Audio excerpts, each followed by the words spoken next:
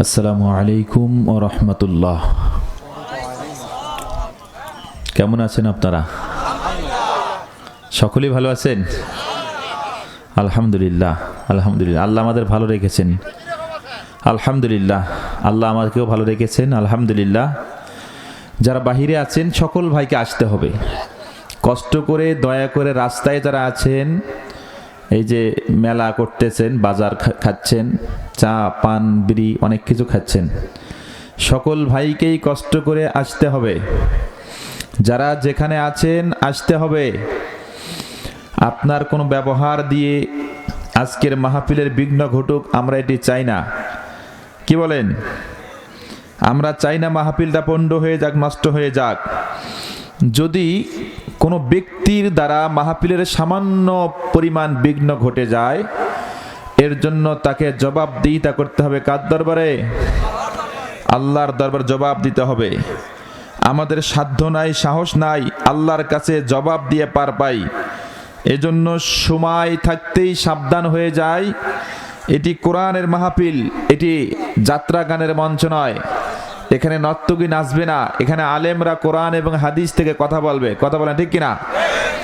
এই জন্য আপনি কোনোভাবেই মাহফিলের ক্ষতি করতে পারেন না। উপকার না করেন তবে ক্ষতি করা যাবে না। যারা রাস্তায় ঘুরতেছেন, বিভিন্ন জায়গায় এলোমেলো আছেন, তারা ক্ষতি করতেছেন, উপকার করতেছেন? ক্ষতি করতেছেন। এই জন্য সকলে যেহেতু এসেছেন, আসেন, বসেন। গ্রামগঞ্জে তাফসির মাহফিল বা বিভিন্ন অনুষ্ঠানগুলো হয়, আমরা দেখি কিছু দুষ্ট ছেলে মেয়ে আছে, এরা এদের পুরাতন প্রেম ঝালাই করে। কি বলেন?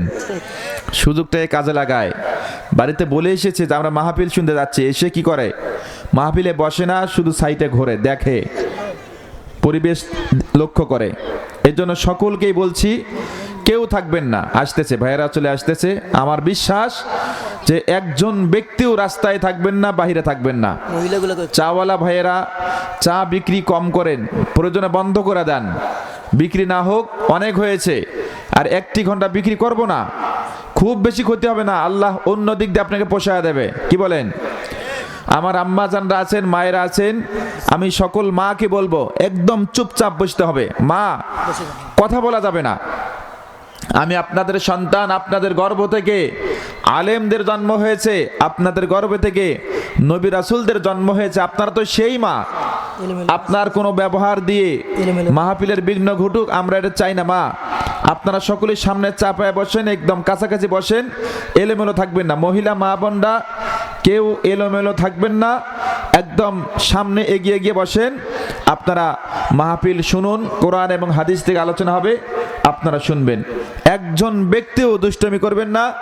আমরা সবার খেদমতে কোরআন এবং হাদিস থেকে কিছু আলোচনা করব ইনশাআল্লাহ। আল্লাহ পাক রব্বুল আলামিন আমাকে কোরআন এবং হাদিস থেকে কিছু কথা বলা, আপনাদের শোনার সুযোগ করে দেন। আমরা সকলেই বলি আল্লাহুম্মা আমিন। আর জোরে বলি আল্লাহুম্মা আমিন। আমার ভাইয়েরা আসবে, কেউ রাস্তায় থাকবে না, প্রত্যেকজন ভাই চলে আসবে ইনশাআল্লাহ।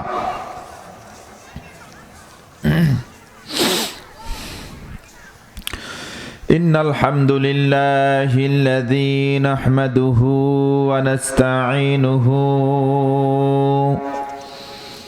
ওয়া নাস্তাগফিরুহু ওয়া নু'মিনু বিহি ওয়া নাতাওয়াক্কালু আলাইহি ওয়া নাউযু বিল্লাহি মিন শুরুরি আনফুসিনা ওয়া মিন সাইয়্যাতি আ'মালিনা। মান ইয়াহদিয়াল্লাহু ফালা মুদিল্লা লাহু ওয়া মান ইউদ্লিলহু ফালা হাদিয়া লাহু। نشهد أن لا إله إلا الله وأشهد أن محمدا عبده ورسوله الذي أرسله بالحق بشيرا ونذيرا وداعيا إلى الله بإذنه وسراجا منيرا. أما بعد فقد قال الله تعالى في كلامه المجيد وفي فرقانه الحميد সকলে পড়ি আউযু বিল্লাহি মিনাশ শাইতানির রাজিম বিসমিল্লাহির রাহমানির রাহিম। একটু সাউন্ড বাড়িয়ে দিতে হবে। إن الله اشترى من المؤمنين أنفسهم وأموالهم بأن لهم الجنة يقاتلون في سبيل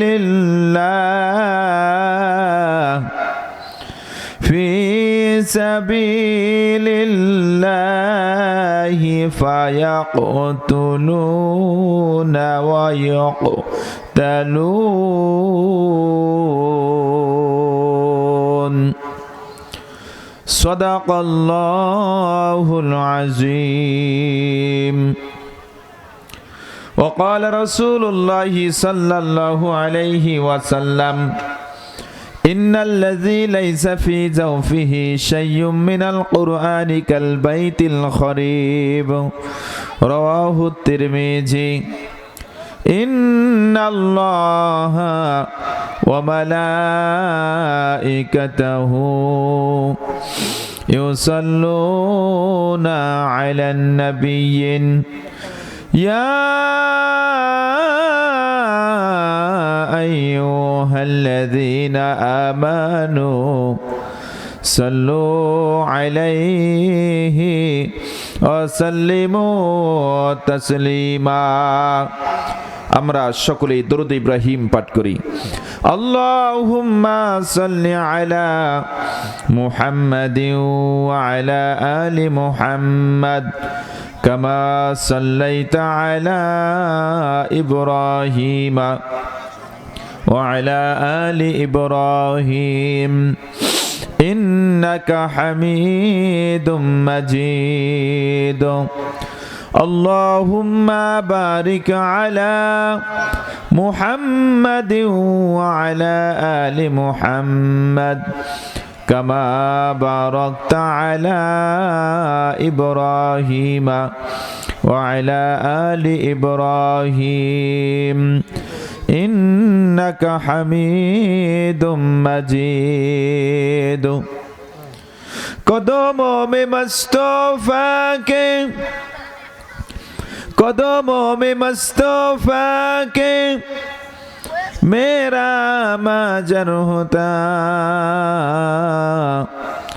او خاکے فکحتی میں ککسر فکحتا بلغ العلا بکمالہ كشف الدجى بجماله حسنة جميع خصاله صلوا عليه وعليه. প্রভু তুমি বলেছো রাসূল দেবে না, বলুনি দেবে না ওমর, বলুনি দেবে না হামজা তারিক, খালিদে বিজয় সমর।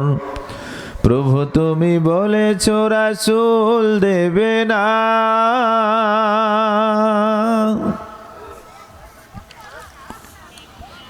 দক্ষিণ গিদারি চরপাড়া যুব সমাজের উদ্যোগে কবরস্থান উন্নয়ন কল্পে ৪র্থতম বার্ষিকী এক বিশাল তাফসিরুল কোরআন মাহফিল।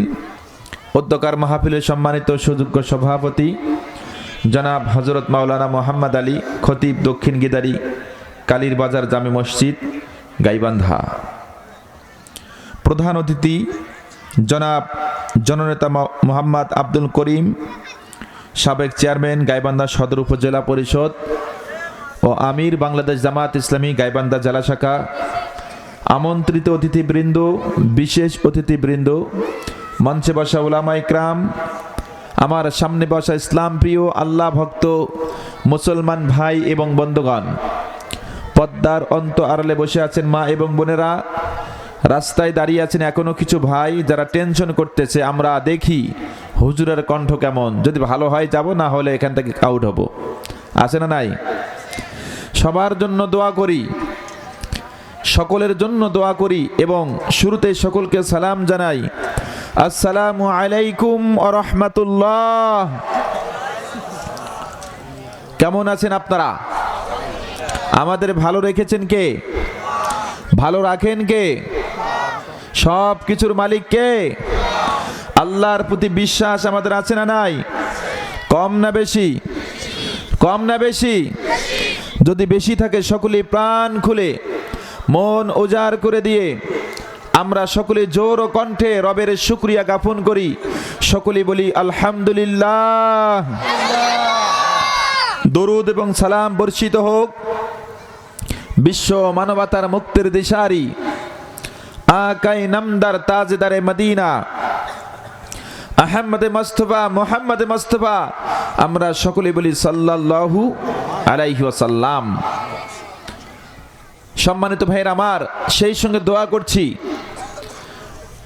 আমাদের জন্য, আমরা যারা এসেছি, আমাদের পরিবার থেকে যারা ইন্তেকাল করেছেন সবার জন্য দোয়া করি। দোয়া করবেন না?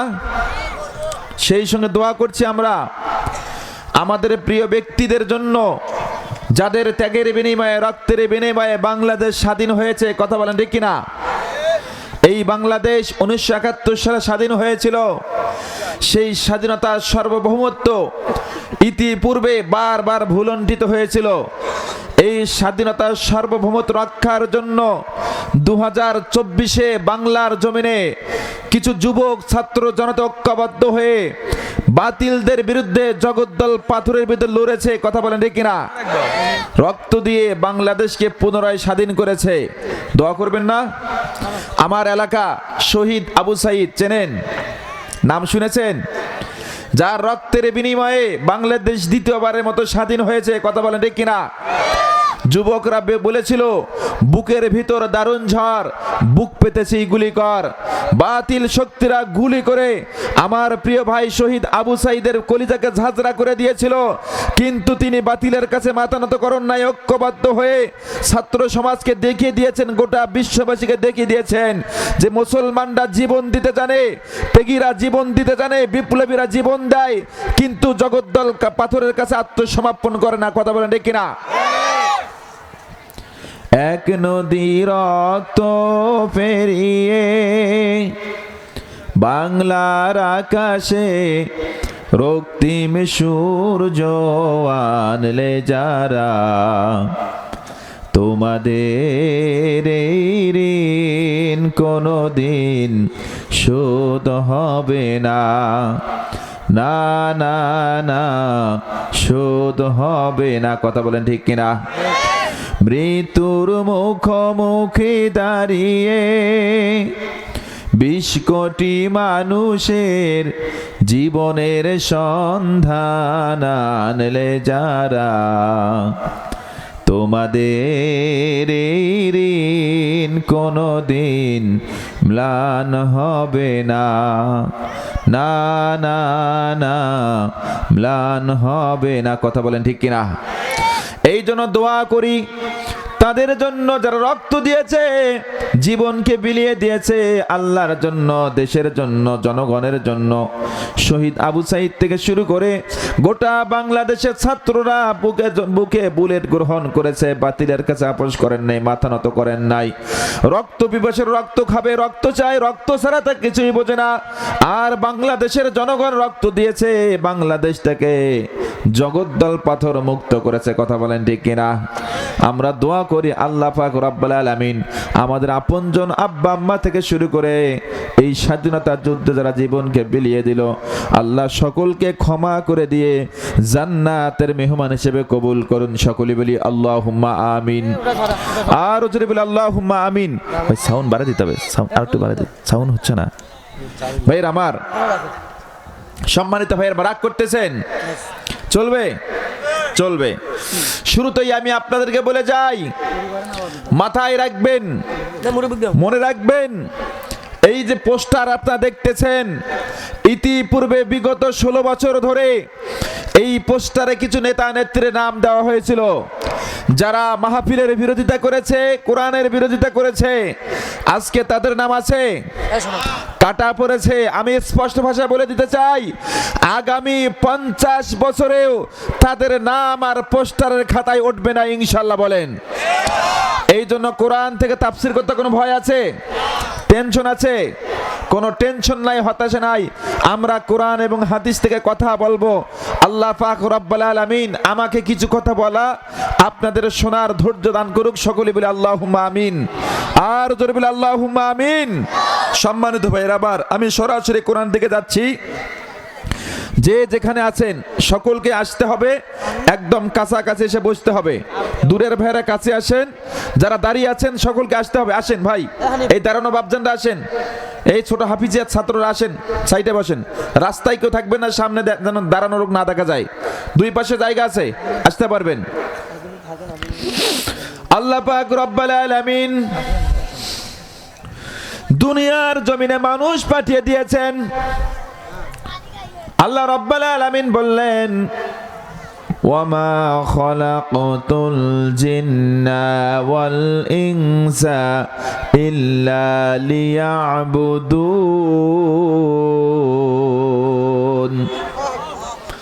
আল্লাহ জানিয়ে দিলেন, ও জিন এবং ইনসান শুনে নাও, জেনে নাও, আমি আল্লাহ পাক রব্বুল আলামিন দুনিয়ার জমিনে এই দুইটা সম্প্রদায়কে তৈরি করেছে কেবলমাত্র একমাত্র আমি আল্লাহর গোলামির জন্য। জোরে বলেন, কার গোলামি হবে? আল্লাহ বলতেছেন আমার গোলামির জন্য পাঠিয়ে দিয়েছি। এই মানুষগুলো যদি দুনিয়ার জমিনে আসার পর আল্লাহ পাক রব্বুল আলামিনকে ভুলে যায়, আল্লাহর দ্বীনকে ভুলে যায়, দুনিয়া নিয়ে ব্যস্ত হয়ে যায়, আল্লাহ রব্বুল আলামিন রাগান্বিত হবেন কিনা? কথা বলেন, হবেন কিনা? আর আল্লাহ যদি আমাদের প্রতি অসন্তুষ্ট হয়ে যায়, আল্লাহ যদি আমাদের প্রতি বিরক্ত হয়ে যায়, দুনিয়ার জমিনে থাকার কোনো প্রয়োজন নাই। তার কারণ মরে গেলেও তো অশান্তি, মরে গিয়েও শান্তি পাবেন না। কবরের মধ্যে আযাব আছে না নাই? কিয়ামত হলেও ঝামেলা। কিয়ামতের দিবসে লম্বা সময় হবে, 50 আলফা সানা মিম্মা তাউদ্দুন। আল্লাহ পাক জানিয়ে দিয়েছেন 50,000 লম্বা একটা দিন হবে, যেদিন সোহাত মাথার উপরে সূর্য এসে তাপ দিতে থাকবে, মাথার মগজগুলো গলে গলে টকবক করে পড়ে যাবে, আমরা হয়রান হয়ে যাব, ঘামের বন্যা এসে যাবে, আশ্রয় পাবো না। একমাত্র আশ্রয়স্থল হবে আল্লাহ পাক রব্বুল আলামিনের আরশের ছায়া ব্যতীত। আর সেই দিন কোনো ছায়া থাকবে না। যদি আমল ভালো না থাকে, ইবাদত ভালো না থাকে, যদি আমাদের ভালো কার্যক্রম না থাকে, নেকি না থাকে, সব না থাকে, ওই দিন কিন্তু আমরা আশ্রয় পাবো না। কথা বলেন ঠিক কিনা? এই জন্য দুনিয়ার জমিন থেকে কিছু পাথে সংগ্রহ করতে হবে। আপনারা কি রাজি আছেন? রাজি আছেন ইনশাআল্লাহ? এই জন্য মনোযোগ সহকারে কথাগুলো শুনতে হবে, জানতে হবে। আমরা দুনিয়াতে আসছি সামান্য কিছু সময় আল্লাহ পাক রব্বুল আলামিন আমাদের দান করেছেন। আল্লাহ বলতেছেন লিয়াবলুয়াকুম আইয়ুকুম আহসানু আমালা। আল্লাহ পাক বললেন সামান্য কিছু সময় তোমাদের দিয়ে দিলাম তোমাদের পরীক্ষা করার জন্য, যাচাই বাছাইয়ের জন্য।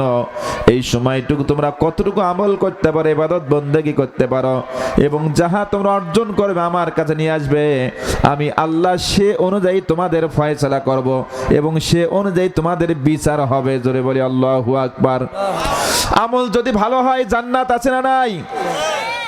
আমল যদি খারাপ হয়ে যায় আপনি যতই আশা করেন না কেন, আকাঙ্ক্ষা করেন না কেন, জান্নাত পাওয়া যাবে না। জান্নাত কিন্তু মামু বাড়ি নয়, কথা বলেন ঠিক কিনা? এই জন্য জান্নাত চাইতে হলে, জান্নাত পাইতে হলে জান্নাতে যাওয়ার কাজ করা লাগবে, কথা বলেন ঠিক কিনা? ভাইয়েরা আমার, এই জন্য আপনাদের জানার জন্য বলি, এই যে রজব মাস চলে আসলো, রজব মাস না এটা? রজব মাস না? রজব মাস আপনারা কি করবেন? কোন ইবাদত করবেন, কি আমল আপনারা করবেন জানেন? অনেকে আমরা জানি না, আবার জানি। এই রজব মাস আল্লাহ রাব্বুল আলামিন আপনাকে আমাকে দান করেছেন একটা গুরুত্বপূর্ণ বিষয় নিয়ে। রজব মাস, এরপরে শাবান, এরপরে রমজান আছে না নাই? রমজানের প্রস্তুতির জন্য এই রজব মাস, এরপরে শাবান মাস, এরপরে আমরা রমজান মাস আমরা পরিপূর্ণ ইবাদত করব। আল্লাহর নবী সাল্লাল্লাহু আলাইহি ওয়াসাল্লাম যখন রজব মাসের চাঁদ উদিত হয়েছে, চাঁদ দেখেছে, দেখার সঙ্গে সঙ্গে দোয়া পড়া শুরু করে দিয়েছে, আল্লাহুম্মা বারিক লানা ফি রজব ওয়া শাবান ওয়া বাল্লিগনা রমাদান। কে পড়েছেন দোয়া? আল্লাহর নবী দোয়া পড়েছেন এবং সাহাবীদেরকে বললেন তোমরাও দোয়া পড়ো। আল্লাহর নবী বললেন আল্লাহুম্মা বারিক লানা ফি রজব ওয়া শাবান ওয়া বাল্লিগনা রমাদান। আল্লাহর কাছে বারবার চেয়েছেন, 5 ওয়াক্ত নামাজে চেয়েছেন, আল্লাহ রজব এবং শাবান আমাদের বরকত দান করুন এবং রমজান মাস পর্যন্ত আমাদের হায়াতে তৈবা দান করুন। জোরে সরে বলি আল্লাহু আকবার। আল্লাহ পাক রব্বুল আলামিন আমাদের হায়াত দান করুন, জোরে বলি আল্লাহুম্মা আমিন। আমরা রজব এবং শাবান মাস চাই আল্লাহর কাছে বরকতপূর্ণ, এবং রমজান মাস পর্যন্ত হায়াত চাই আল্লাহ বাড়িয়ে দেখ, জোরে বলি আল্লাহুম্মা আমিন। রমজান মাস পর্যন্ত হায়াত বৃদ্ধি হোক, আবার বলি আমিন। আরো জোরে বলি আল্লাহুম্মা আমিন। রমজান মাস পর্যন্ত হায়াত পে কি করবেন? কারণটা কি, লাভটা কি, কেন চাচ্ছেন হায়াত বাড়িয়ে? আমার মুসলমান ভাইরা, যুবক ভাইরা শুনতে হবে, জানতে হবে। রমজান মাস পর্যন্ত এই জন্য হায়াত চাই। আল্লাহ পাক রব্বুল আলামিন আমাদের যদি বেঁচে রাখে, আমরা যদি বেঁচে থাকি, রমজান মাসের পরিপূর্ণ ইবাদত আমরা করব, রমজান মাসের পরিপূর্ণ সব আমরা অর্জন করব। রমজান মাস রোজা রাখবো, কিয়াম করব, সিয়াম করব, দাঁড়িয়ে ইবাদত করব, পবিত্র কালামুল্লাহ শরীফ তেলাওয়াত করব। রাজি আছেন তো ইনশাআল্লাহ? এই জন্য হায়াত আমরা চাই, কথা বলেন ঠিক কিনা? আজকাল বন্ধুগণ দুনিয়ার জমিনে মানুষ হায়াত চাই অন্য কারণে, চাই কি চায় না? বুড়া বেটা দোয়া করে, আল্লাহ নাতিকে বিয়া না দেওয়া পর্যন্ত আমার নিও না, আছে না নাই? আবার আমরা দোয়া করি, আল্লাহ ওই যে মোড়ের মধ্যে 10 কাঠা জমি আছে, ওই জমিটা না কেনা পর্যন্ত আমার নিয়েন না। দোয়া করে কি করে না? আবার দোয়া করে, আল্লাহ আমার এই বাড়ি বানান শেষ না হওয়া পর্যন্ত যেন মৃত্যু না হয়। ইচ্ছা শুধু 10 তলা একটা বাড়ি করবো, এরপরে মৃত্যু হোক। আবার কেউ দোয়া করে, আল্লাহ সন্তানের চাকরিটা হয়ে যাক, এরপরে নেন, আছে না নাই? এখন মনে হয় তাদের চাওয়া দেখে, তাদের আকাঙ্ক্ষা দেখে মনে হয় বুড়া বেটা দোয়া করে নাতি বউ দেখে মরবো, তার মানে মনে হয় মৃত্যুর পর তাকে জিজ্ঞাসা করা হবে তোমার নাতি বউয়ের নাম কি? জিজ্ঞাসা করা হবে, মনে হয় জিজ্ঞাসা করা হবে নাতি বউর চেহারা কেমন ছিল, করা হবে। এগুলা প্রশ্ন করা হবে না। এজন্য আমাদের টেনশন করতে হবে রমজান মাস ইবাদতের জন্য, কথা বলেন ঠিক কিনা? দুনিয়ায় কোনো চাওয়া নাই, পাওয়া নাই, আকাঙ্ক্ষা নাই, আমরা আল্লাহ রাব্বুল আলামিনকে চাই, আমার রব আমার প্রতি সন্তুষ্ট হন, কথা বলেন ঠিক কিনা? এই জন্য দুনিয়ার বুকে কিছুই চাই না, চাই একমাত্র মহান আল্লাহকে সন্তুষ্ট করতে। জোরে বলি আল্লাহুম্মা আমিন। এই জন্য হায়াত চাই রমজান পর্যন্ত, আল্লাহ আমাদের হায়াতে তৈবা রমজান পর্যন্ত বৃদ্ধি করে দেন। আরো জোরে বলি আল্লাহুম্মা আমিন। এরপরে বন্ধুগণ দোয়া আমরা পড়বো, পড়তে থাকবো ইনশাআল্লাহ। 5 ওয়াক্ত নামাজ পড়ে দোয়াটা পড়তেই থাকবো। এরপরে রজব মাস, আরো একটা গুরুত্বপূর্ণ বিষয় রয়েছে যে বিষয়টা আপনাদের জানা দরকার। এই মাসের মধ্যে বিশ্বনবীর মেরাজ হয়েছে, কথা বলেন ঠিক কিনা? বিশ্বনবীর মেরাজকে আপনারা বিশ্বাস করেন? আপনারা কি বিশ্বাস করেন?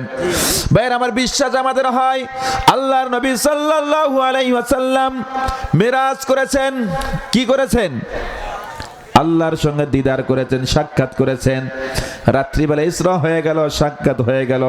সকালবেলা আল্লাহর নবী এসে দুনিয়ার জমিনে যখন আসলেন, আসার পর সালাতুল ফজর আদায় করেছেন।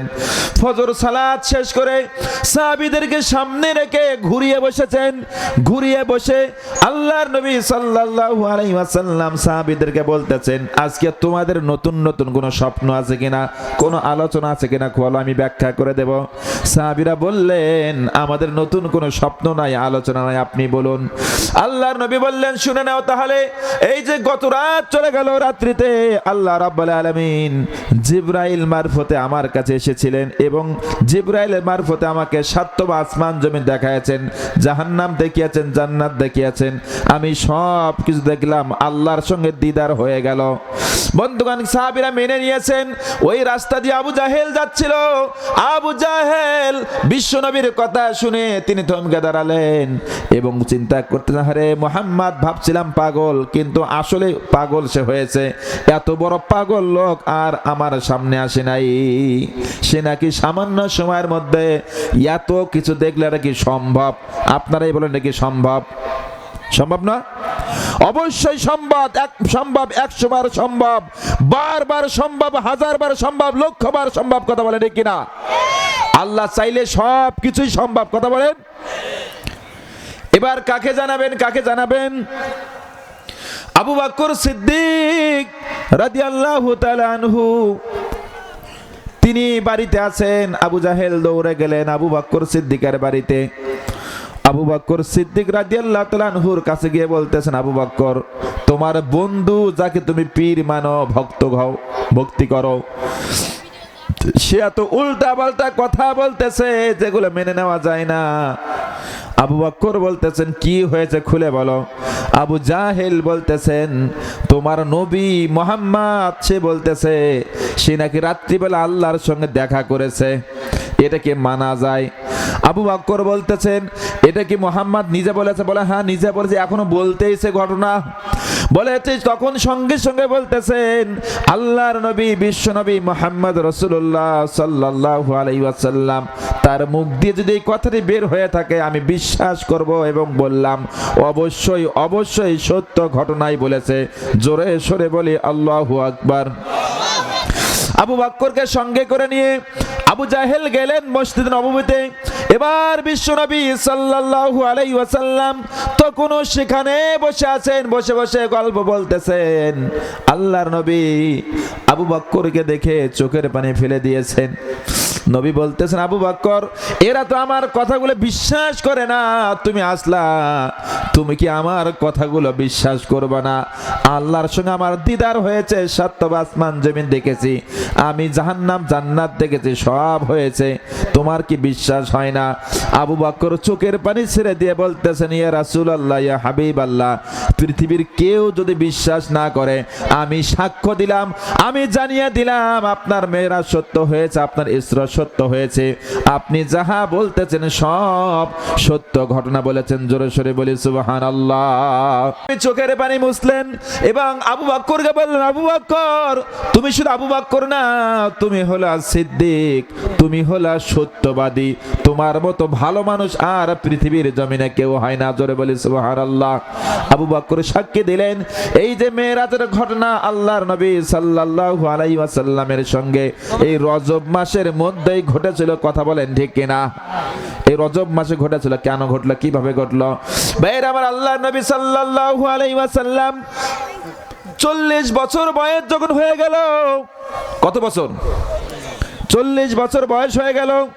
আমার মায়েরা কথাগুলো মগজ দিয়ে বুঝে নিতে হবে।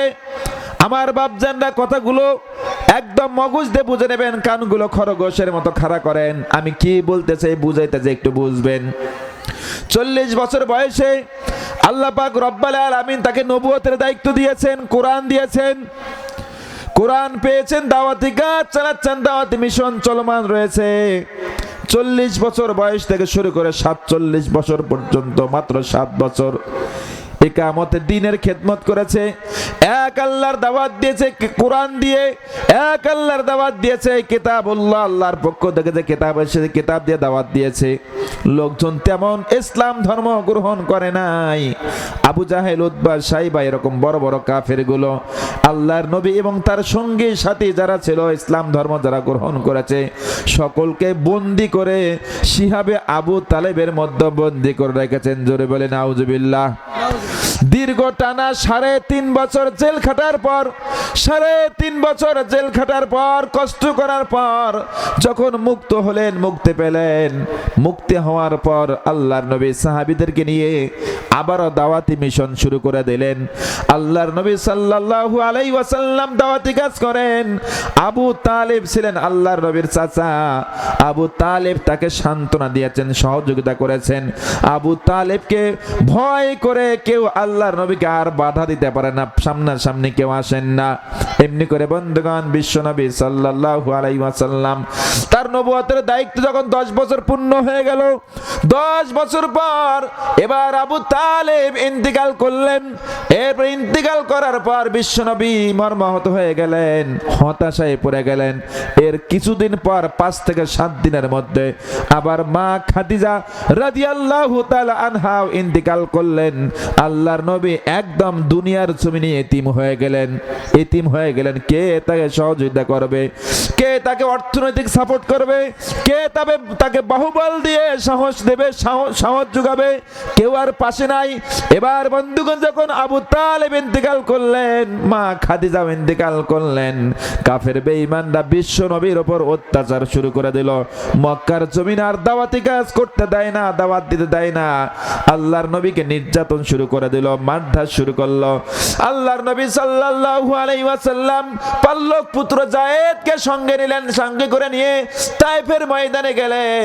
চিন্তা করতেছেন, তায়েফের ময়দানে আমি ছোটবেলায় বড় হয়েছি, আমার আপনজনরা আছে, আমার খেলার সাথীরা আছে, আমি তাদের কাছে গিয়ে যদি এক আল্লাহর দাওয়াত দেই, কোরআনের দাওয়াত দেই, তারা হয়তো আমার কথাগুলো মানবে। যেহেতু ছোটবেলার বন্ধু, যা ছোট থেকে একসঙ্গে খেলাধুলা করেছে, বড় হয়েছি, তারা আমার কথাগুলো শুনতেও পারে, আমি তাদের কাছে গিয়ে দাওয়াত দেই। এই চিন্তা ভাবনা নিয়ে বিশ্বনবী সাল্লাল্লাহু আলাইহি ওয়াসাল্লাম তখন তায়েফের ময়দানে গেলেন। মা হালিমার এলাকায়, মা হালিমার বাড়িতে অবস্থান নিলেন। বন্ধুগণ, একাধারে প্রায় 1.5 মাস ধরে দাওয়াতি কাজ করলেন, কোরআনের দাওয়াত দিলেন, ইকামতের দ্বীনের দাওয়াত দিলেন। একটা লোক ঈমান আনলেন না, কেউ পড়লেন না কালিমা তয়্যিবা, কেউ আল্লাহকে মানলেন না, আল্লাহর নবীকে কেউ নবী হিসেবে গ্রহণ করলেন না। বরঞ্চ যখন 30 দিন 1 মাস পার হয়ে গেল, দাওয়াতি মিশন চালার পর বিশ্বনবী তার দাওয়াতি কাজ করতেছেন। তৎকালীন সময়ে কাফের বেঈমানরা দূর থেকে দুষ্ট ছেলেদের লেলিয়ে দিলেন, যাও যাও যাও, ওই পাগলটাকে তোমরা পাথর নিক্ষেপ করো। জোরে বলে নাউজুবিল্লাহ। কাফের বেঈমানরা পাথর নিক্ষেপ করলেন আল্লাহর নবীর শরীর মুবারকে। বিশ্বনবী সাল্লাল্লাহু আলাইহি ওয়াসাল্লাম পাথরের আঘাতে জর্জরিত হয়ে গেলেন, পুরা শরীরগুলো ক্ষত বিক্ষত হয়ে গেল। আল্লাহর নবীর শরীরগুলো ফেটে গেল, রক্ত ঝরতেছে, রক্ত পড়তেছে। সাথে পাল্লক পুত্র যায়েদ ছিলেন। যায়েদ পাথর রক্ষা করার জন্য চেষ্টা করেছেন, কিন্তু পারেন নাই। দুষ্ট ছেলে এত পাথর নিক্ষেপ করেছে, আল্লাহর নবীর শরীর মুবারক এমন কোন জায়গা ছিল না যে জায়গায় আল্লাহর নবীর শরীরের মধ্যে পাথর লাগে নাই। একদম শরীরগুলো ফুটো হয়ে গেল, খুঁটো হয়ে গেল। আল্লাহর নবী সাল্লাল্লাহু আলাইহি ওয়াসাল্লাম তখন রক্ত ঝরতে ঝরতে অসহ্য হয়ে গেলেন। শরীর মুবারক দিয়ে রক্ত ঝরতেছেন, জামা কাপড়গুলো ভিজে গেলেন। এমনকি তাফসীরকারকরা বলতেছেন, হুজুর সাল্লাল্লাহু আলাইহি ওয়াসাল্লামের রক্ত পড়ে তার পায়ের মধ্যে খরম ছিল। জোরে বলেন, কি ছিল? খরম ছিল, খরম মুবারক রক্তের সঙ্গে জমাট লেগে গেল। শুধু খরম না, খরম বয়ে বয়ে রক্ত জমিনের মধ্যে পড়েছে। জমিনের বালুগুলো, জমিনের মাটিগুলো খরমের সঙ্গে স্যাংটা হয়ে লেগে গেল। বন্ধুগণ, আল্লাহর নবী সাল্লাল্লাহু আলাইহি ওয়াসাল্লাম বললেন, তোমরা আমারে মেরো না, তোমরা আমারে মেরো না। আল্লাহর নবী সাল্লাল্লাহু আলাইহি ওয়াসাল্লামের প্রতি নির্যাতন দেখে আসমানের ফেরেশতারা বলেছিলেন, ইয়া রাসূলুল্লাহ, ইয়া হাবিবাল্লাহ, আপনি শুধু একবার অর্ডার দিয়ে দেন, আমরা পাহাড় তুলে নিয়ে এসে এই তায়েববাসীদের চাপা দিয়ে হত্যা করব। আল্লাহর নবী বললেন, ও ফেরেশতারা, তোমরা যে আমাকে সহযোগিতা করতে চাচ্ছ, আসলে আল্লাহ কি তোমাদের পাঠিয়েছে নাকি তোমরা একা একা এসেছো? ফেরেশতারা বললেন, না, আল্লাহ পাঠান নাই, আমরাই এসেছি আপনাকে সহযোগিতা করার জন্য। আপনার রক্ত আমরা সহ্য করতে পারি না, আপনার প্রতি নির্যাতন সহ্য করতে পারি না, এই জন্য আমরা আসলাম আপনাকে সহযোগিতা করার জন্য। আল্লাহর নবী বললেন, ফেরেশতারা শুনে নাও, তোমরা যদি পাহাড় চাপা দিয়ে এই জনপদকে হত্যা করো, ধ্বংস করে দাও, আমি কার কাছে গিয়ে বলবো লা ইলাহা ইল্লাল্লাহু মুহাম্মাদুর রাসূলুল্লাহ সাল্লাল্লাহু। হুজুর বলতেছেন, সব মানুষ যদি বিদায় হয়ে যায়, নিহত হয়ে যায়, ধ্বংস হয়ে যায়, আমার দাওয়াত দেওয়ার মতো কেউ জমিনে থাকবে না, তাহলে আমার নবী হয়ে লাভটা কি, কাজটা কি? কথা বলেন ঠিক কিনা? এই জন্য বন্ধুগণ, আল্লাহর নবী কিয়ামতে দিনের কাজ করতে গিয়ে পাথর খেয়েছেন, রক্ত দিয়েছেন। আমরাও জমিনে কিয়ামতে দিনের কথা বলি, দাওয়াতি কাজের কথা বলি, কিন্তু মার খাই না। হবে হবে হবে না। আল্লাহর নবী যে কাজটি করতে গিয়ে জেলের মধ্যে বন্দী হয়েছেন, রক্ত দিয়েছেন, আমাদেরকে রক্ত দিতে হবে, আমাদেরকে জেল জুলুমের শিকার হতে হবে, তবে দিয়ে ইমানের পরিপূর্ণতা আসবে। কথা বলেন ঠিক কিনা? দীর্ঘ 16 বছর ধরে বাংলার জমিনে যে সকল আলেমরা জেলের মধ্যে গিয়েছে, জুলুমের শিকার হয়েছে, তারাই প্রকৃত ইমানদার এবং মুসলমান। কথা বলেন ঠিক কিনা? যে দলের প্রতি নির্যাতন আসে নাই, জুলুম আসে নাই, জেল আসে নাই, ফাঁসির রশি আসে নাই, বুঝতে হবে তারা হলো তেলতলা হুজুর। তাদের কি দিয়ে আর যাই হোক জমিনের বুকে ইসলামিক স্টেট কায়েম হবে না। কথা বলেন ঠিক কিনা? নির্যাতন কারে বলে, কত প্রকার এবং কি কি আল্লাহর নবী দেখিয়ে দিয়েছেন, সাহাবায়ে কেরামরা সহ্য করেছেন। আমার বন্ধুগণ, ভাইরা, আমার মুসলমান ভাইরা, এত নির্যাতন সহ্য করেছেন আল্লাহর নবী। যখন আল্লাহর নবী মদিনায় গেলেন, ইসলামিক স্টেট কায়েম হয়ে গেল। মা আয়েশা সিদ্দিকা রাদিয়াল্লাহু তাআলা আনহা আল্লাহর নবীর শরীর মোবারকে তেল লাগিয়ে দিচ্ছিলেন। তখন আল্লাহর নবী সাল্লাল্লাহু আলাইহি ওয়াসাল্লামের পিঠ মোবারক দেখেছেন, পিঠের মধ্যে ফুটা ফুটা দেখা যায়, ক্ষত ক্ষত দেখা যায়, দাগ দাগ দেখা যায়। মা আয়েশা বললেন, ইয়া রাসূলুল্লাহ, ইয়া হাবিবাল্লাহ, আপনার শরীরের মধ্যে ফুটা দেখা যায়, ক্ষত দেখা যায়, এগুলো কারণটা কি? আপনার শরীরের মধ্যে কি বসন্ত রোগ উঠেছিল নাকি?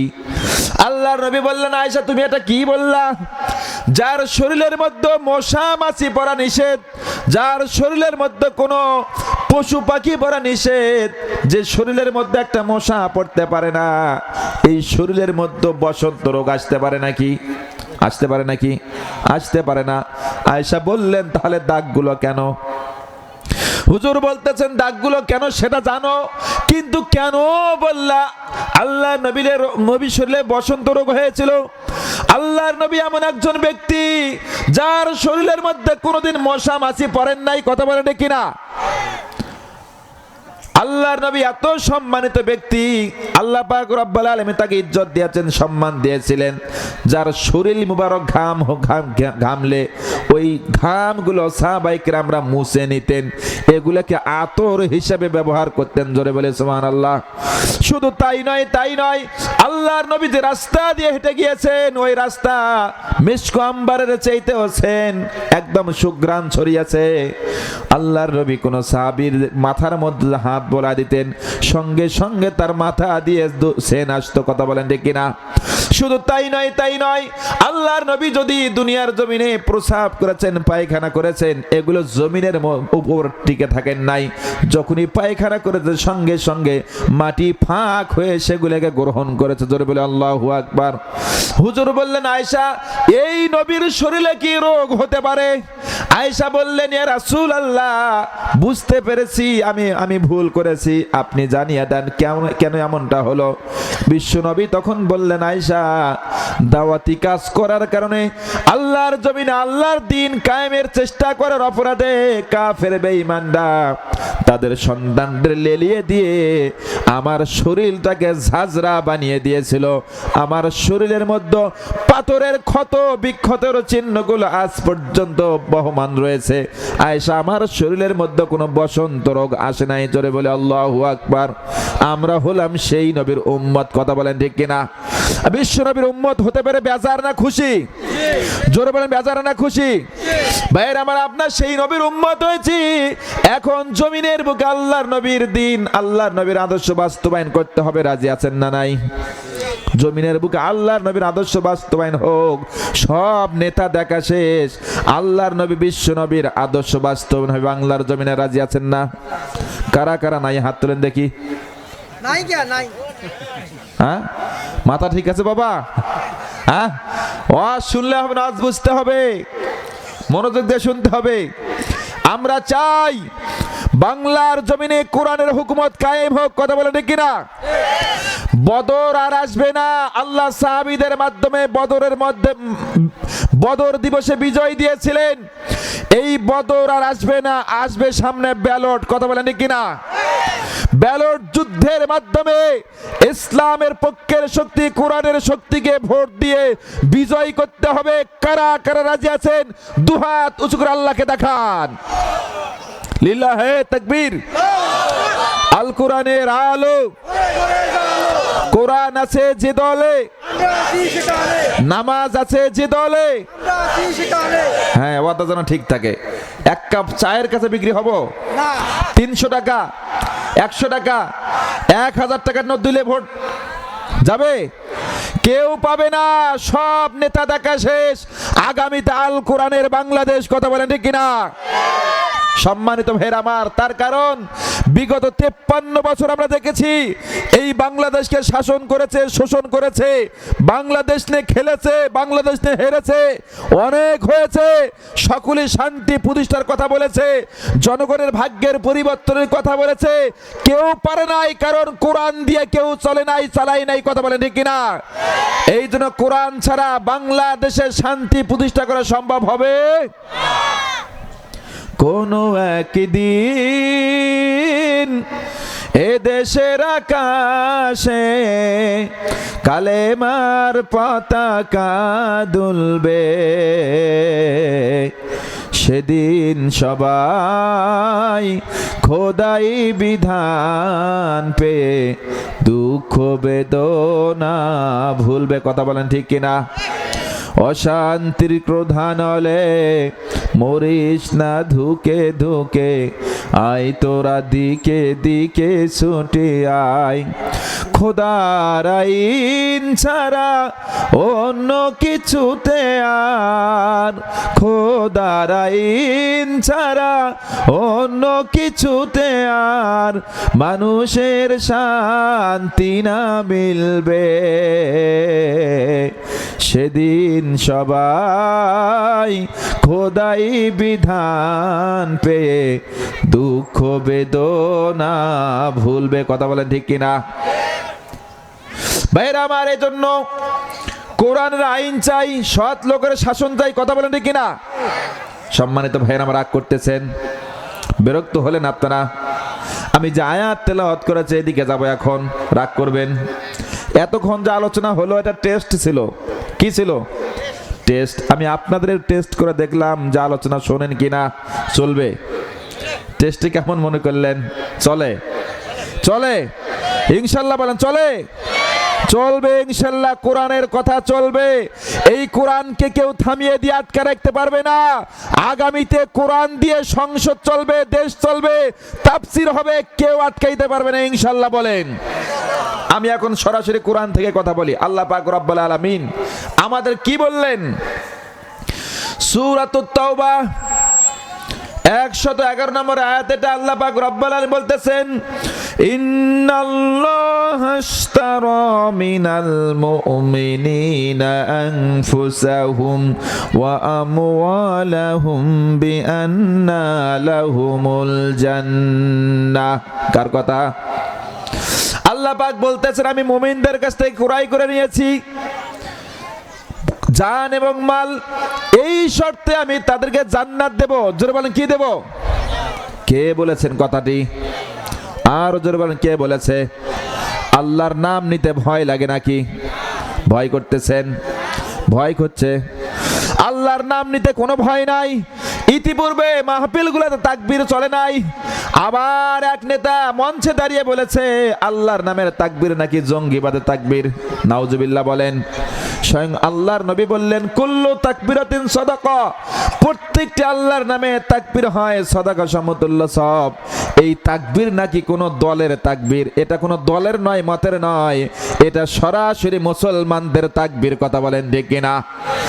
এই জন্য জন্মের পর কানের মধ্যে আজান আছে না নাই? আল্লাহর নামে আজান হয় নাকি কোনো মূর্তির নামে হয়? 5 ওয়াক্ত নামাজে মসজিদ থেকে আজান হয় কি হয় না? মৃত্যুর সময় আজান আছে না, তাকবীর আছে না নাই? জানাজার নামাজে তাকবীর হয়, প্রত্যেক সময় আল্লাহর নাম নেওয়া হয়, এখানে ঝামেলা নাই। আল্লাহর নামের তাকবীর দিলেই কিছু ব্যক্তির লোম শিউরে ওঠে। কথা বলেন ঠিক কিনা? এই যে তারা ঘামুক মরুক যা হয় হোক, আমরা আল্লাহর নামের তাকবীর দেব, আল্লাহর কথা বলবো। রাজি আছেন তো ইনশাআল্লাহ? তাহলে আল্লাহ পাক রব্বুল আলামিন বললেন, আমি মুমিনদের জান এবং মাল ক্রয় করে নিয়েছি।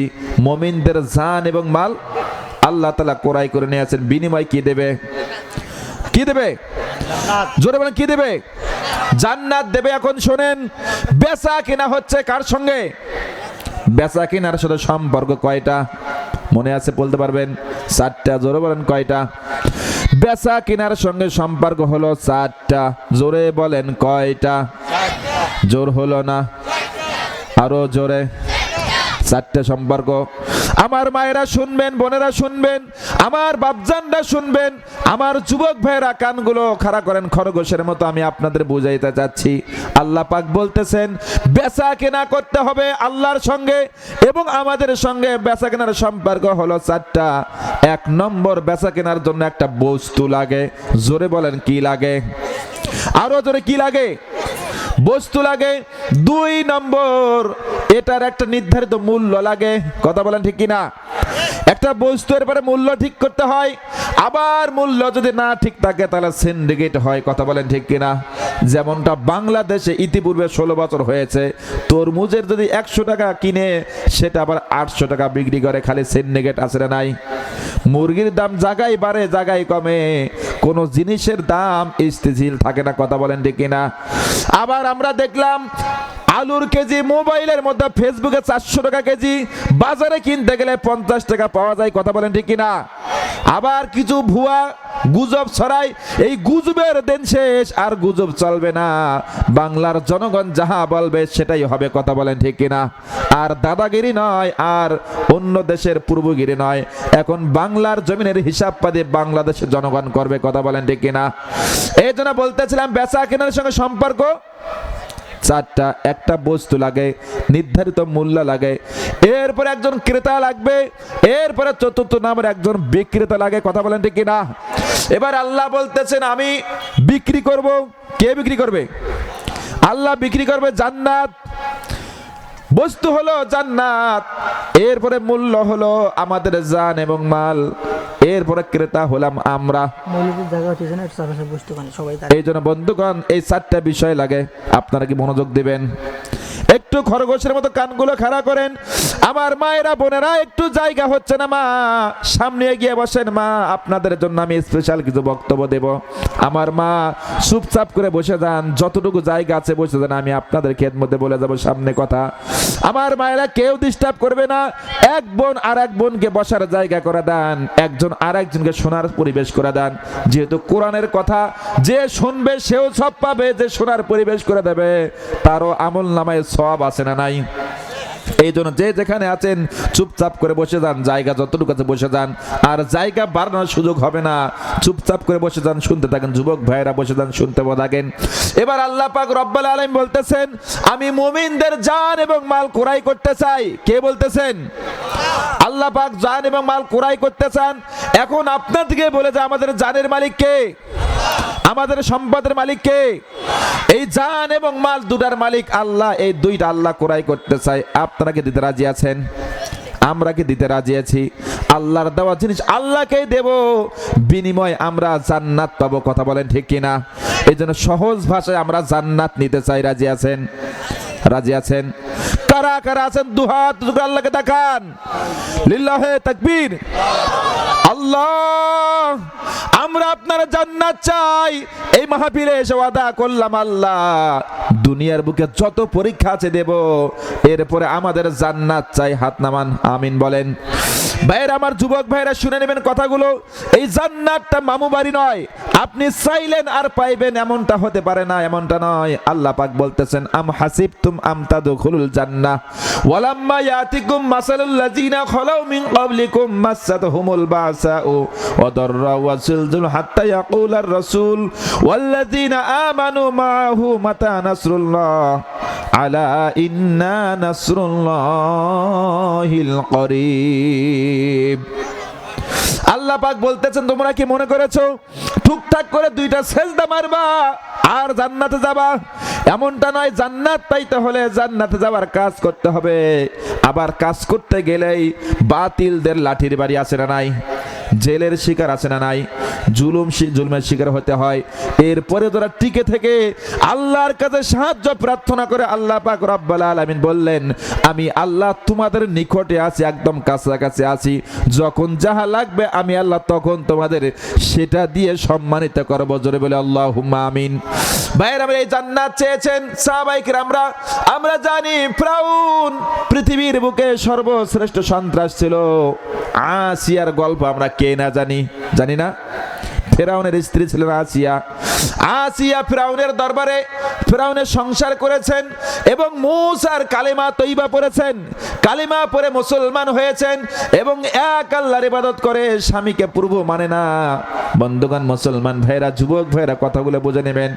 এই জন্য বন্ধুগণ, আসিয়া এক আল্লাহর প্রতি ঈমান নিয়ে এসেছেন। ঈমান আনার অপরাধে ফিরআউন আসিয়ার প্রতি নির্যাতন শুরু করে দিয়েছেন। একদিন বাইদি ভাই খবর পেলেন। বাইদি ভাই খবর পেয়ে গেলেন আসিয়া এবং আর একজন মহিলা ছিলেন অর্থমন্ত্রীর স্ত্রী। এই দুইজন মহিলা ফিরআউনকে খোদা মানে না। আপনারা কি ফিরআউনকে খোদা মানেন? আমরা কি মানি? মানি না, মানি না। ভাইয়ের আমার, আসিয়াও মানে না, অর্থমন্ত্রীরা স্ত্রীও মানে না। দুইজন মহিলা ফিরআউনকে খোদা মানে না। সবাই মানে, কিন্তু দুইজন মানে না। এবার বাইদি ভাই খবর পেলেন। একটু মনোযোগ দিবেন মায়ের আমার, বোনেরা মনোযোগ দেন। ফিরআউন খবর পেলেন দুইটা মহিলা ফিরআউনকে খোদা মানে না, আল্লাহ মানে না। এবার দুইজন মহিলাকে গ্রেফতার করা হলো। জোরে বলেন, কি করা হলো? গ্রেফতার করা হলো। ফিরআউন সিংহাসনে বসে যে বিচার করবে। জোরে বলেন, কি করবে? বিচার করবে। বিচারের জন্য দুইজন মহিলাকে সামনে নিয়ে আসা হলো। এবারে সাক্ষী প্রমাণ হাজির হয়েছে।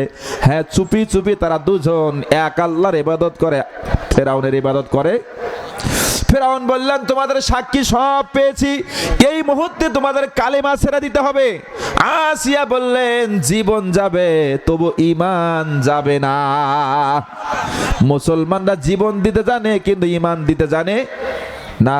আমার ভাইয়েরা, যুবক ভাইয়েরা, মুসলমান ভাইয়েরা, বাংলার জমিনে দেখলাম আলেম সম্প্রদায়কে বন্দী করা হয়েছে, ফাঁসির মঞ্চে দেওয়া হয়েছে, কিন্তু আলেমরা জীবন দিয়েছে, হাসি মুখে ফাঁসি রশি গলায় পড়েছে, কিন্তু বাতিলের কাছে কখনোই আপোষ করেন নাই। এই দৃশ্য আমরা দেখেছি। কথা বলেন ঠিক কিনা? বরঞ্চ বিজয় চিহ্ন দেখিয়েছে, এরপরে মাথা নত করে নাই। কথা বলেন ঠিক কিনা? দুইজন মহিলাকে গ্রেফতার করা হলো, সাক্ষী প্রমাণ পেয়েছে। ফিরআউন বললেন, এই মুহূর্তে তোমাদের কালেমা ছেড়ে দিতে হবে, নইলে তোমাদের হত্যা করা হবে, মৃত্যুর জন্য প্রস্তুত থাকো। আসিয়া বললেন, জীবন যাবে তবে ঈমান যাবে? ঈমান যাবে না। এবার অর্থমন্ত্রী স্ত্রীকে বলা হলো, তুমি কালেমা ছেড়ে দাও। বললেন, আমিও ঈমান ছাড়বো না, জীবন দেব, ঈমান ছাড়বো না। দুইজন মহিলাকে সামনে নিয়ে আসা হলো, বিচার করা হচ্ছে, বিচার চলছে।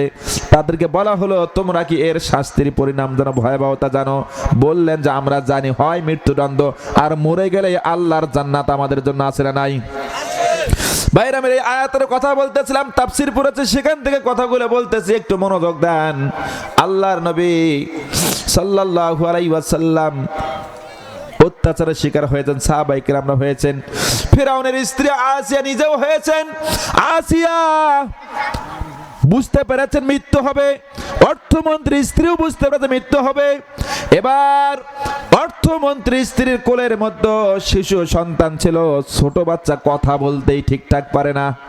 এবার অর্থমন্ত্রী স্ত্রীকে টান দিয়ে নিয়ে আসা হলো, কাছাকাছি নিয়ে এসে বলা হচ্ছে, এই মুহূর্তে যদি কালেমা প্রত্যাখ্যান না করো, এক আল্লাহকে বাদ না দাও, তাহলে তোমার সন্তানকে হত্যা করা হবে। অর্থমন্ত্রী স্ত্রী বললেন, একটা নয়, হাজারটা নয়, লক্ষ লক্ষ সন্তান যদি থাকতো, সবগুলোকেই ইসলামের জন্য আমি উৎসর্গ করতাম। জোরে বলে আল্লাহু আকবার। বিশাল কড়াই নিয়ে আসা হলো, কড়াইয়ের মধ্যে তেল ঢেলে দেওয়া হলো, তেল গরম করা হচ্ছে, ফুটান্ত তেল। তেল গরম হয়ে গেল, টকবক করতেছে। ফিরআউন বলতেছে, অর্থমন্ত্রী স্ত্রী এখনো সময় আছে, কালেমা ছেড়ে দাও, কালেমা প্রত্যাখ্যান করো। এবার অর্থমন্ত্রী স্ত্রী বলছে, না না, সম্ভব নয়। এবার কোলের মধ্য থেকে সন্তানকে কেড়ে নেওয়া হলো, মা হয়ে সহ্য করতে পারে না। এরপর আল্লাহর জন্য, দিনের জন্য সহ্য করেছে। সন্তান যখন কেড়ে নেওয়া হলো, নেওয়ার পরে ফুটন্ত তেলের মধ্যে সন্তানকে ছেড়ে দেওয়া হয়েছে। জোরে বলে আল্লাহু আকবার। ফুটন্ত তেলের মধ্যে ছেড়ে দেওয়া হলো। আমার মুসলমান ভাইরা, যুবক ভাইরা, মা জননী সহ্য করতে পারে না, মায়ের মন মানে না, চোখ দিয়ে পানি বেয়ে বেয়ে পড়তেছে। সন্তান তেলের মধ্যে টকবক করে রোস্ট হয়ে যাচ্ছে, রান্না হয়ে যাচ্ছে। মা জননী চোখের পানি ছেড়ে দিয়ে কান্না করে আর বলে, আল্লাহ, কালেমার জন্য, ইসলামের জন্য আমার সন্তানটা আজকে চোখের সামনে টকবক করে তেলের মধ্যে রোস্ট হয়ে যাচ্ছে। যুবক ভাইরা, আমাদের বুঝতে হবে, মায়েরা বুঝতে হবে, ইসলামের জন্য কত ত্যাগ, কত কুরবানি পৃথিবীর জমিনে মুসলমানরা দিয়েছে। কথা বলেন ঠিক কিনা? সন্তান তেলের মধ্যে রয়েছে, কেউ দেখে না, কেউ দেখে না। সন্তান তেলের মধ্য থেকে মাকে ডাক দিয়ে বলে, মা, আমি ফুটন্ত তেলের মধ্যে নাই, মা, আমি ফিরআউনের আযাবের মধ্যে নাই, আমি জান্নাতের পাখি হয়ে গিয়েছে। জোরে বলে সুবহানাল্লাহ। মা গো, তুমি কাঁদেছো কেন একলা বাড়িতে? তোমার আমার দেখা হবে মা গো।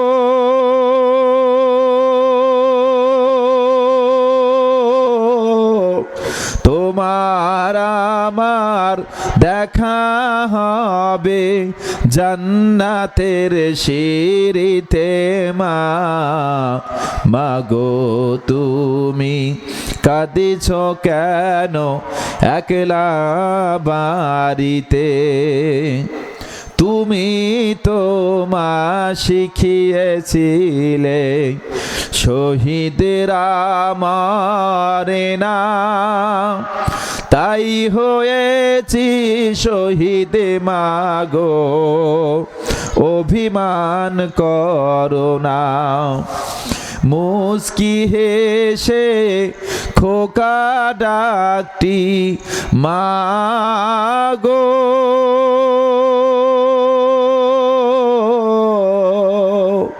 মুস্কি হেসে খোকা ডাকটি শুনতে যে পারি না মা। মাগো, তুমি কাঁদিছ কেন একলা বাড়িতে। ভাইরা আমার, অর্থমন্ত্রী স্ত্রী সন্তান তেলের মধ্যে টকবক করে চলে, সকলেই দেখে, কিন্তু না, অর্থমন্ত্রী স্ত্রী দেখতেছে তার সন্তান তেলের মধ্যে। মুসলমান ভাইরা, এরপরে অর্থমন্ত্রী স্ত্রীকে বলা হলো তোমার সন্তান চলে গেল, তুমি তৈরি হও। অর্থমন্ত্রী স্ত্রী বলে না, সমস্যা নাই, ওই তেলের মধ্যে আমিও যাব, কিন্তু তোমাদের কাছে আমি মাথা নত করতে রাজি নাই। এরপরে বন্ধুগণ, অর্থমন্ত্রী স্ত্রীর হাত পা গুলে বাঁধা হলো, হাত পা বেঁধে তাকে তেলের কাছে নিয়ে যাওয়া হচ্ছে গো বন্ধুগণ। এরপরে তাকে তেলের মধ্যে ছেড়ে দেওয়া হলো। আসিয়া ওখানে দাঁড়িয়ে দাঁড়িয়ে সব তামাশাগুলো দেখতেছে। আসিয়ার চোখ বেয়ে বেয়ে পানি পড়তেছে। আহারে, আমার সঙ্গে আমার বান্ধবী, আমি তাকে দাওয়াত দিয়ে এক আল্লাহর দিকে নিয়ে এসেছি, আজকে তার কারণে আমার বান্ধবীকে জাহান্নাম তেলের মধ্যে যাইতে হচ্ছে, আযাবের সম্মুখীন হতে হচ্ছে। বন্ধুগণ, তিনি চোখ বেয়ে বেয়ে কান্না করতেছেন, আল্লাহকে জানায়, আল্লাহ, আমরা এই ফিরআউনের সংসার করেছি, আল্লাহ দুনিয়ার বুকে কিছুই চাই না, আমরা আপনার জান্নাত চাই। জোরে বলেন, কি চাই? আল্লাহ বললেন, আসিয়া টেনশন করো না, তোমাদের জন্য জান্নাত তৈরি করা হয়েছে, জান্নাত প্রস্তুত করা হয়েছে, সাজানো হয়েছে, একটুবার তোমরা জান্নাতের সুঘ্রাণ পাবে এবং আমার জান্নাতের মধ্যে আসবে। বন্ধুগণ, অর্থমন্ত্রী স্ত্রীকে তেলের মধ্যে ছেড়ে দেওয়া হলো, ওটাকে ওখানে দুনিয়ার জমিনে শহীদ করে দেওয়া হলো। এরপরে আসিয়াকে বলা হচ্ছে, আসিয়া তুমি আমার স্ত্রী, তুমি আমার বিবি, তুমি আমার সংসার করেছো, আমার সংসার দেখভাল করেছো, আমি চাই না তুমিও এই অর্থমন্ত্রী স্ত্রীর মতো হত্যা হও, তুমিও দুনিয়া থেকে বিদায় নাও। এই জন্য তোমাকে আমি চাই, এই মুহূর্তে তুমি কালেমা ছেড়ে দাও। আসিয়া জানিয়ে দিলেন, ও ফিরআউন, তোমারে আমি চিনি, তুমি কত ভালো মানুষ, আমি তোমারে চিনি, তুমি খোদা না, তুমি হলো বদমাশের হাড্ডি। কথা বলেন ঠিক কিনা? ফিরআউন রাগ হয়ে গেলেন। এরপরে আসিয়ার হাত পা গুলো বাঁধলেন, বাঁধার পর তাকেও নিয়ে যাওয়া হচ্ছে তেলের দিকে, তাকে হত্যা করা হবে।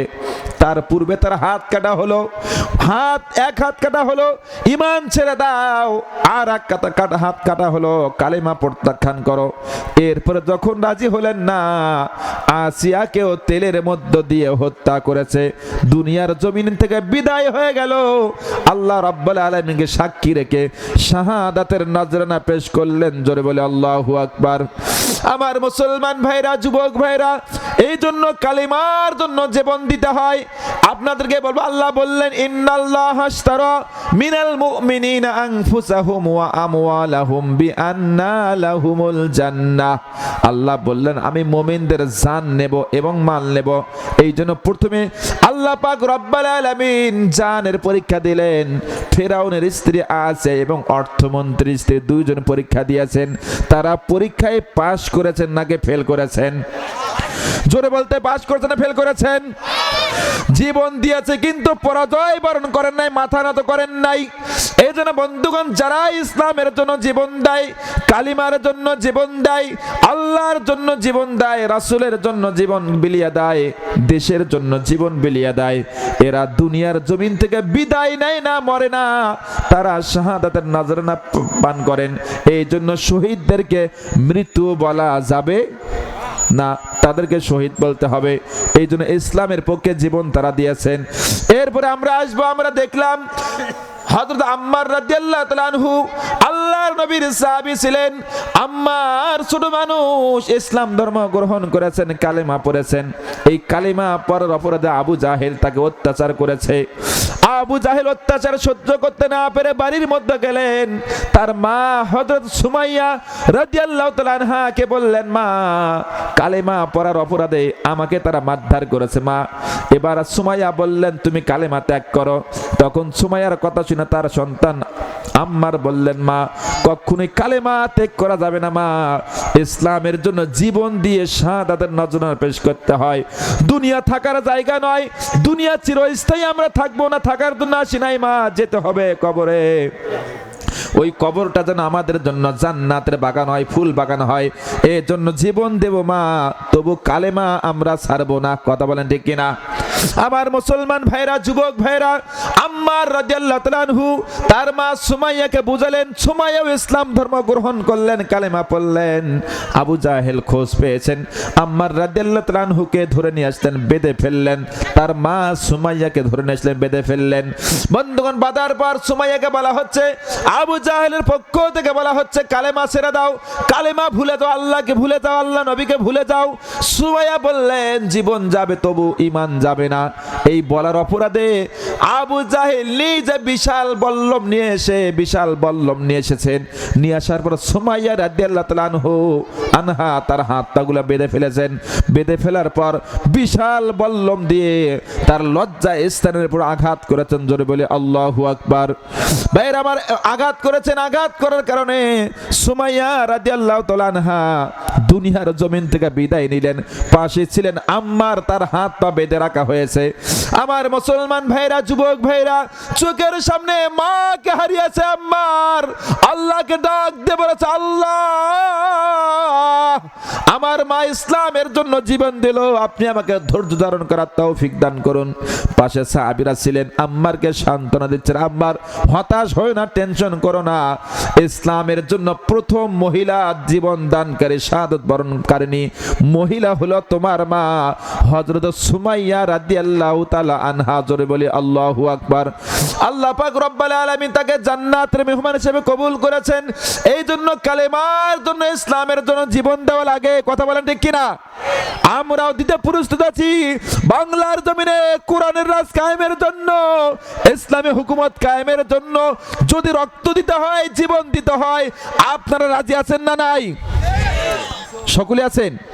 কারা কারা রাজি আছেন? দুহাত করে আল্লাহকে দেখান, হাত লম্বা করেন, আল্লাহকে সাক্ষী রেখে বলে, আল্লাহ, তোমাকে সাক্ষী রেখে ওয়াদা করছি, আল্লাহ, আমরা জানিয়ে দিলাম, ইসলাম রক্ষার জন্য, ইসলাম হুকুমত কায়েমের জন্য যদি রক্ত দিতে হয়, জীবন দিতে হয়, আমরা দেব। এরপরে বাংলার জমিনে কোরআনের রাজ কায়েম হোক, আমরা চাই। আমিন বলেন। ওয়াদা ঠিক থাকবে তো ইনশাআল্লাহ? শেষ পর্যন্ত খারাপ লাগতেছে? বিরক্ত হচ্ছেন? চলবে, চলবে, চলবে, চলুক, চলুক, মরুক, বক্তা মরুক। হ্যাঁ, বক্তা বলে বয়ান করবে, এই তো ভাই আমার বলছে, বক্তা বাঁচতে হবে, ওয়াজও করতে হবে, হুজুরও বাঁচতে হবে। কথা বলে ঠিক কিনা? এই কোরআনের খেদমত করার কারণে কোরআনের পাকি খ্যাত আল্লামা দুলাল হোসেন সাঈদীকে জেলের মধ্যে হত্যা করেছে। কথা বলে ঠিক কিনা? বাংলার জমিনে সাঈদী হত্যার বিচার চাই। অবিলম্বে হত্যার সঙ্গে যারা জড়িত ছিল, নির্দেশদাতা সহ সকলকে গ্রেফতার করে আইনের আওতায় আনতে হবে, বিচারের আওতায় আনতে হবে। কথা বলে ঠিক কিনা? রাগ করতেছেন? ইনশাল্লাহ কথা বলা যাবে, আরো বলবো। কোরআনের কথা বলতেছে ভাই, তাফসির পড়েছি, তাফসির গুলোই করতেছি। আল্লাহ পাক সেটাই বলতেছেন। বেচা কেনার সঙ্গে সম্পর্ক কয়টা মনে আছে? হ্যাঁ, তো মনে আছে, আলহামদুলিল্লাহ। 1 নম্বর, একটা বস্তু লাগে। 2 নম্বর, নির্ধারিত মূল্য লাগে, ক্রেতা লাগে, বিক্রেতা লাগে। এই 4টা জিনিস নয় বেচা কেনা। আল্লাহ পাক রব্বুল আলামিন জান্নাত দেবেন। আল্লাহ হলেন ক্রেতা, আমরা হলাম বিক্রেতা। বস্তু হলো জান্নাত, আবার এটার মাল হলো আমাদের জান এবং মাল। কথা বলেন ঠিক কিনা? এই জন্য স্পষ্ট পরিষ্কার বক্তব্য আমার বুঝে বুঝে নিতে হবে। আমাদের কানগুলো খরগোশের মতো খাড়া করতে হবে। আমার মায়েরা পাশে বসে আছেন, মায়েরা চিন্তা করতেছে, বাবা ওয়াজ তো ভালো, তবে আমাদের কথা বলেন না কে? মা, আপনাদের জন্য এগুলো বক্তব্য। মা, আপনার সন্তানকে ইসলামের জন্য উদ্বুদ্ধ করতে হবে, কোরআনের জন্য উদ্বুদ্ধ করতে হবে। যদি সন্তানগুলোকে ইসলামের জন্য এগিয়ে দেন, এই সন্তান ভালো মানুষ হবে। এই সন্তানগুলো আপনার মৃত্যুর পর জানাজা পড়াবে। কথা বলেন ঠিক কিনা? এই জন্য সন্তানকে ভালো করতে চাইলে আগে নিজেকে ভালো হওয়া লাগবে। কি বলেন? ভারতবর্ষের ইতিহাস বলে যাই, মা একটু মগজ দেন, শোনেন, আপনাদের বিষয়ে বলতেছি। এক আল্লাহর ওলি ছিলেন, আল্লাহর ওলি ছিলেন, পীর মানুষ ছিলেন। আল্লাহর ওলি দ্বীনের দাওয়াতি কাজ করে, একামতে দ্বীনের খেদমত করে। একদিন বিদেশে গেছেন ইসলাম প্রচারের জন্য। ইসলাম প্রচারের জন্য গিয়েছেন। এবার দেশে ফিরে আসার পর তার বিরুদ্ধে অভিযোগ চলে আসলো, তার আপন সন্তান ছিল একজন, একটা মাত্র সন্তান ছিল। এই সন্তান বাজারের মধ্যে গিয়েছে, যাওয়ার পর আমার যুবক ভাইরা কান লাগান, মায়েরা কান লাগান, বাজারের মধ্যে গিয়েছে, যাওয়ার পর দেখলেন বাজারের মধ্যে একটা বড়ের দোকান। জোরে বলেন কিসের দোকান? বড়ের দোকান। সেখান থেকে পীরের সন্তান, ভালো মানুষ, আল্লাহওয়ালা মানুষ, এই সন্তান বাজারের মধ্যে বড়ের দোকান দেখে সেখান থেকে মালিককে না বলে একটা বড়াই তুলে মুখের মধ্যে দিয়েছে। নাউজুবিল্লাহ বলেন। দোকানদার দেখেছে, দেখার পর টেনশন করে, কাকে বলবো, কিভাবে বলবো, সন্তান কেন এমনটা করলো, পীরের সন্তান এমনটা করবে, মেনে নিতে পারি না। এই জন্য বন্ধুগণ, মানুষকে বলা যাবে না, আত্মসমালোচনা করতেছেন, আমি সরাসরি পীর সাহেবকে গিয়ে বলবো। এবার বন্ধুগণ বাড়িতে আসার পর দেখলেন, হ্যাঁ, পীর সাহেব বাইরে ইসলাম প্রচার করে বাড়িতে কেবল এসেছেন। এবার বড়াইয়ের দোকানদার গিয়ে হাজির, বলতেছেন, হুজুর একটা দুর্ঘটনা ঘটে গিয়েছে। পীর সাহেব বলতেছে, কি ঘটনা? এবার কাছে বসলেন, বসে বলতে, হুজুর বেয়াদবি মাফ করবেন, আমি বাজারের মধ্যে ব্যবসা করি, বড়ের ব্যবসা করি। আপনার সন্তান বাজারে গেল, যাওয়ার পর আমার দোকান থেকে আমাকে না বলে একটা বড়াই তুলে খাইলো। হুজুর আমি আল্লাহকে কসম করে বলি, আল্লাহে আমি কাউকে বলি নাই, আপনাকে জানাইলাম, সন্তানকে একটু শাসন করেন। কাজটা ভালো করছে না মন্দ করছে? একদম ভালো কাজ করে, জায়গা মতো অভিযোগ করেছে। এবার বন্ধুগণ পীর সাহেব বললেন, ঠিক আছে বাবু, ধন্যবাদ, আলহামদুলিল্লাহ, শুকরিয়া। এবার দোকানদার চলে গেলেন, বাড়ির মধ্যে বউকে নিয়ে বসলেন। বসার পর চিন্তা করে বলতেছেন, বিবিরে, আমার সন্তান কেন মানুষের অন্যায় করবে, বিষয়টা বুঝতে পারি না।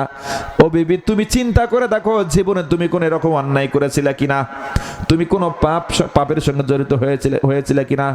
আমার সন্তান তো এমনটা করার কথা নয়। এবার পীর সাহেব নিজেও চিন্তা করতেছে, জন্ম থেকে শুরু করে এই পর্যন্ত কোনোদিন কারো মাল অন্যায়ভাবে খেয়েছে কিনা, আত্মসাৎ করেছে কিনা, টেনশন করতেছে, চিন্তা করতেছে, দেখতেছে না জীবনে এমনটা কোনোদিন ঘটে নাই, কারো সম্পদ আমরা খাই নাই, অন্যায়ভাবে কোনো সম্পদ আমরা নেই নাই। এবার স্ত্রীকে বললেন, তুমিও চিন্তা করে, স্ত্রীও চিন্তা করে দেখতেছে, না না না, কোনোদিন এমনটা ঘটে নাই। এবার 2-3 বার সার্চ করলেন, পুরো মগজ দিয়ে জীবনটাকে সার্চ করলেন, দেখতেছে